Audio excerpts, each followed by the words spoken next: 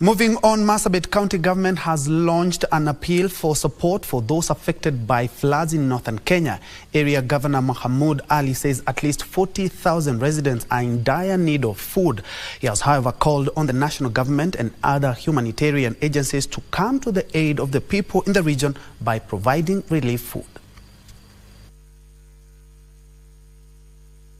Marsabit County Government has begun assisting at least 40,000 flood victims.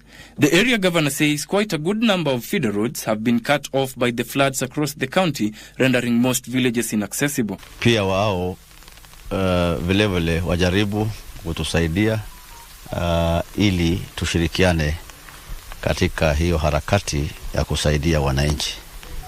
Tunawashukuru vile mliona logo pia walitupatia blanketi, chakula, watu wa Red Cross na wengine. Tunaendelea kushirikiana na hao. Normal transportation is not there. Of course, livestock are also getting exhausted because of excessive rain. Some flood has really carried off some livestock, and homestead have been destroyed. He revealed that the county government is already facing extreme food shortage, acute malnutrition and high disease levels, and the risk of hunger-related deaths that have rapidly increased due to the floods. You know, there are huge reports, but in terms of figures, we are yet to get these numbers. But in some areas already they have reported numbers of people. You know, if you don't access social amenities, meaning you don't access facilities, I'm sure... Usiku na mchana mvua ilikuwa inanyesha, hata kuna vile mtafanya kazi, maharage ikaribika kwa shamba, mahindi. Lakini ninaambia watu wetu atoka kwa laga kutoka leo, asonge kwa laga, sasa achunga mali yao mzuri. Elsewhere, Samburu County Government has commenced digging trenches in Lerata, Samburu East constituency in a move aimed at dealing with the adverse effects of floods. More than 250 families have been affected by the floods in Lerata village. The residents are now calling on the national government to come to their aid. Kwamba wakati huu wa mafuriko, wakati ambapo tunaendelea kupata mvua, tafadhali tujaribu kuwasaidia watu wetu kwa maana tunahitaji msaada.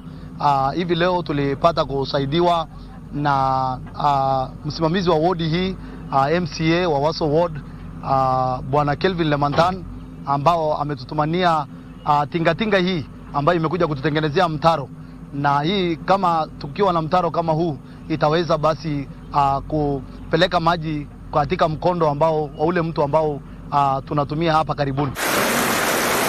Meanwhile, Mandera County is grappling with the dire consequences of intense rainfall, leading to severe flooding, loss of life and widespread destruction. Vile unaona barabara imekatika, maisha imeenda juu. Vile mvua inyesha na shida vile imeteresha watu wa Mandera wako shahidi. Kwa hivyo tunataka nguvu ya NGOs. Wananchi wameteseka na students hai shule imefungwa na watoto wanateseka. The heavy downpours have submerged major roads, with some routes rendered completely impassable. Food prices and food commodities have gone up due to the scarcity of food itself. So the vulnerable population that were displaced and also affected by subsequent hazard like drought, and also now they are experiencing flood, need an immediate intervention. The county's major markets that serve about 200,000 Mandera East residents have also been affected. Residents are expressing distress over lack of supplies. Kwa hivyo tunaomba serikali yetu, kama ni serikali ya county ya Mandera, watu wa Mandera wako na shida, wakina mama, watoto.